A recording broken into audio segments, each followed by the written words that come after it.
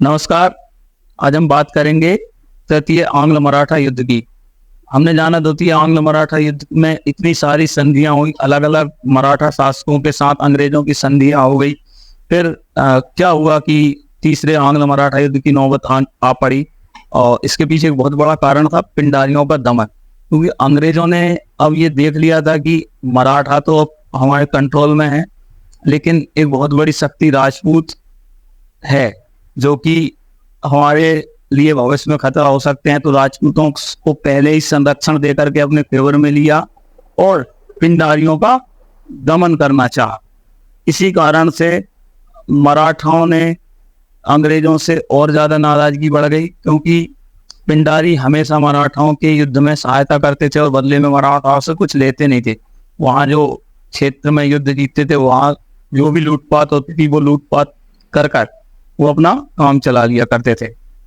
इसलिए मराठाओं ने अंदर ही अंदर योजना बनाई अंग्रेजों के खिलाफ लड़ने की। तो अंग्रेजों को भी ये शक था मराठाओं पर, ये फिर से कोई युद्ध की तैयारी ना कर ले। इसलिए जो पिछली संधियों में शर्तें थी, उन संधि के हिसाब से हर जगह पर अंग्रेजों ने अपनी एक सैन्य टुकड़ी या रेजिमेंट स्थापित की थी, जिसका सारा खर्चा मराठा साम्राज्य उठाता था और साथ ही मराठाओं पर निगरानी भी करता था।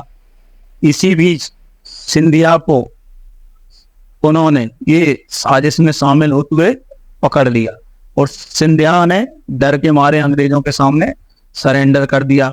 इधर पेशवा को ये डर था कि जिस तरह से सिंधिया ने अंग्रेजों के सामने सरेंडर किया है, होलकर और भोसले भी डर कर अंग्रेजों के सामने सरेंडर ना कर दे, उससे पहले मुझे इन पर आक्रमण करना पड़ेगा।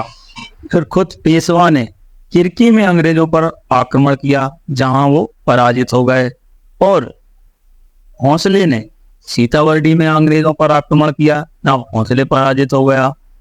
साथ ही होलकर ने महतपुर पर अंग्रेजों पर आक्रमण किया, जहां होलकर हार गए, और पेशवा किरकी से हार कर अंग्रेजों की एक और सैन्य टुकड़ी थी कोरेगांव, जहां पेशवा ने कोरेगांव में अंग्रेजों की पर रात में आक्रमण किया और उसे लगा कि यहाँ तो मैं जीत जाऊंगा, लेकिन पेशवा वहां भी हार गए।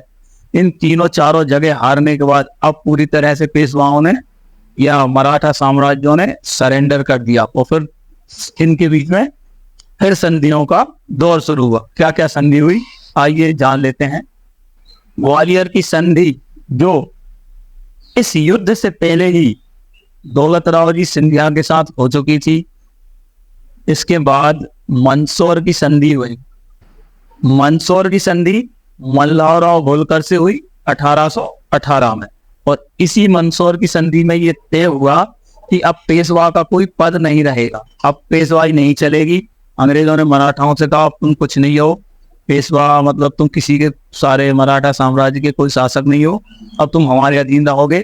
और पेशवा को पेंशन के तौर पर बिठर भेज दिया। बिठर जो कानपुर के पास एक जगह थी, वहां पेशवा को पेंशन देकर भेज दिया है। और इसी संधि के साथ तृतीय आंग्ल मराठा युद्ध पूरी तरह खत्म हो गया।